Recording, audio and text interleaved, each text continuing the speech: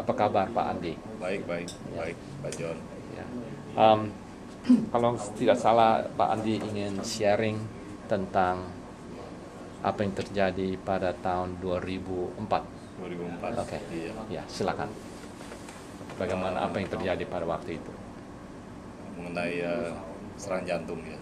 Pak Serangan John. jantung. Iya. Oke. Waktu itu 2004 kejadiannya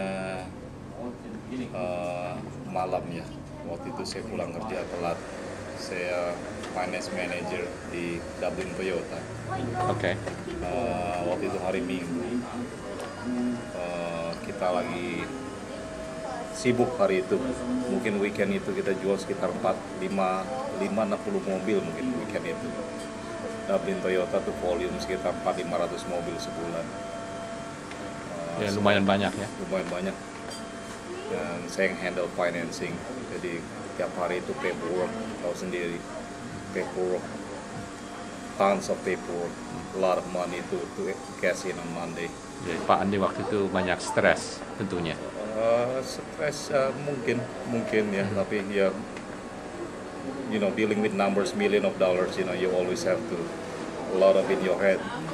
Ya, banyak urusan. Banyak sekali pikirin duit ini kemana, duit ini di placingnya di mana, cash in yang ini gimana, kita taruh funding ini gimana, and dealership kita harus turn around money-nya to the most.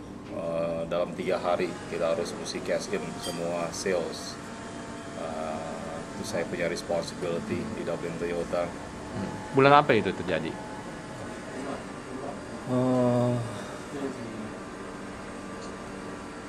Saya lupa ya, June or July. June atau Juli? I know for sure it's summertime.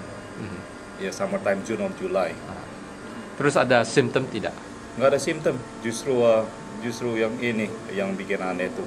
Saya sebelumnya tuh sekitar 3-4 bulan sebelumnya saya apply second life, life insurance, the Life second insurance. one. Yeah, saya Oh, the udah second punya one. satu, first one, terus second one saya mau upgrade.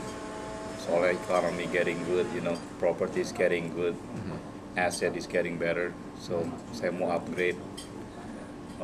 Waktu yang second life saya beli itu dia dicek benar-benar kenapa orang ini perlu 2 second life, life insurance. Nah, itu sebelum serangan jantung. Sebelum jantung 3-4 bulan sebelumnya tuh. Oke. Semua cek bagus, semua saya dicek bagus, saya nggak ngerokok, saya nggak maksudnya healthy, nggak ada previous condition, semuanya bagus. Nah, kembali lagi kepada itu pada waktu malam, waktu kena serangan jantung atau Malam, iya. malam waktu kerja atau Setelah sampai di rumah, justru makanya sebelumnya tuh waktu saya semuanya check up, semuanya clean, bagus, saya dapat premium juga yang second life insurance, dapat premium plan, soalnya saya nggak ngerokok segala macam, jadi pas, bagus. 4 bulan sebelumnya kejadian itu tuh. Saya pulang kerja malam-malam jam 12, hampir jam 12 malam saya sampai di rumah. Salin semua segala macam ya, mau tidur sekitar 1-2 jam berikutnya tuh mau tidur nggak bisa tidur, semua numbers di kepala, pikir ini mikir itu. Jadi saya ke dapur, saya ambil bir, saya pikir minum bir biar ngantuk. Begitu saya minum bir kira-kira 15-20 menit ya, mendadak saya nggak bisa napas, toto chest pain kayak heartburn, yang bad heartburn gitu. Mendadaknya blackout, saya jatuh. Nah, untung Paula tuh istri ya? Istri Paula, iya. Tapi kenapa saya nggak balik-balik? Jadi dia ke dapur, lihat saya udah jatuh di bawah. Untung si Paula tuh ngerti CPR, jadi dia panik, jadi dia mana saya nggak ini, dia do CPR, dia mouth to mouth, breath, pumping my chest. Saya bangun lagi. Cuman nggak nyangka jantung, nggak nyangka apa, emang selalu check up tiap tahun juga saya check up, selalu bagus, semua bagus. Malah beberapa bulan yang sebelumnya itu life insurance semua bagus, jadi nggak nyangka, sama sekali nggak nyangka jantung. Saya pikir tuh bad heartburn aja. Tapi Pak Andi waktu itu umur berapa?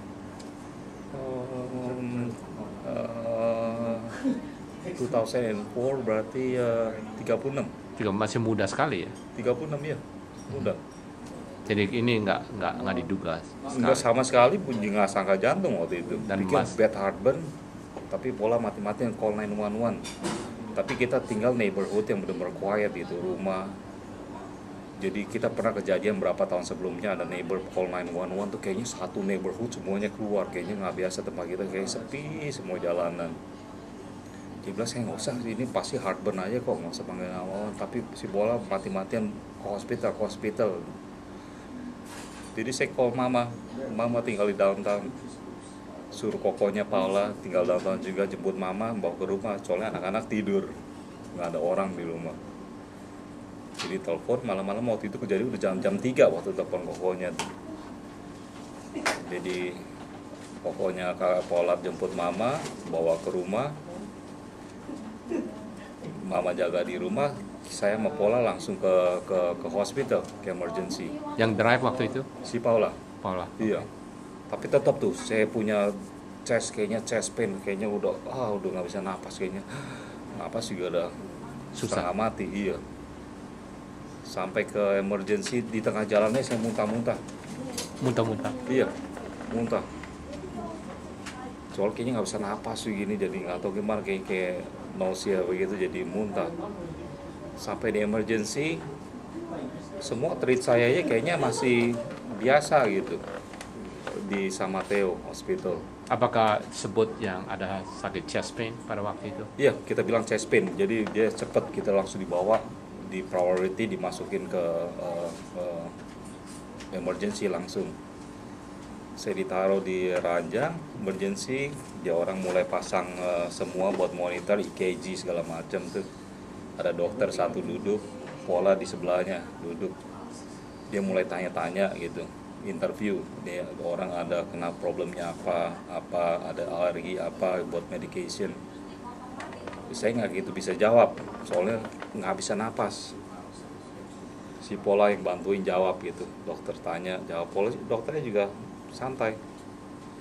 Waktu dia mulai pasang-pasang ini semuanya tuh monitor, saya berasanya tuh kayaknya dia udah dikasih painkiller apa buat relaxing gitu. Begitu dia pasang saya berasa mulai dari kaki, dari bawah nih naik terus ke atas, kayaknya mulai enteng gitu. Wah, saya pikir obatnya bekerja nih, padahal belum disuntik, tapi saya nggak tahu tuh. Belum makan obat waktu itu? Belum.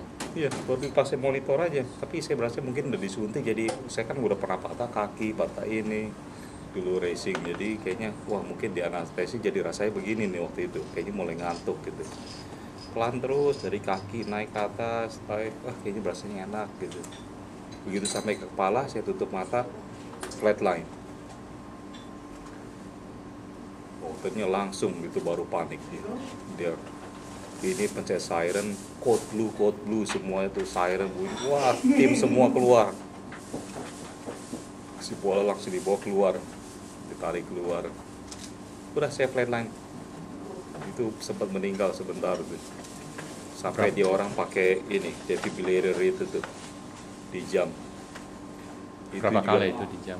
Dia orang ya bilang itu benar-benar miracle, kata biasanya 4 kali, biasanya 90% people katanya kalau 4 kali udah di jam gitu, di jam. Dia between jam aja sambil charging aja kita dada tuh dipukulin begitu. Di jam lagi, biasanya 4 kali itu udah, biasanya 90% tuh udah nggak kembali. Saya nggak tahu kenapa di jam 7 kali itu. Dokter di jam tuh hidup lagi. Miracle. Iya. Itu balik lagi. Balik lagi. Iya.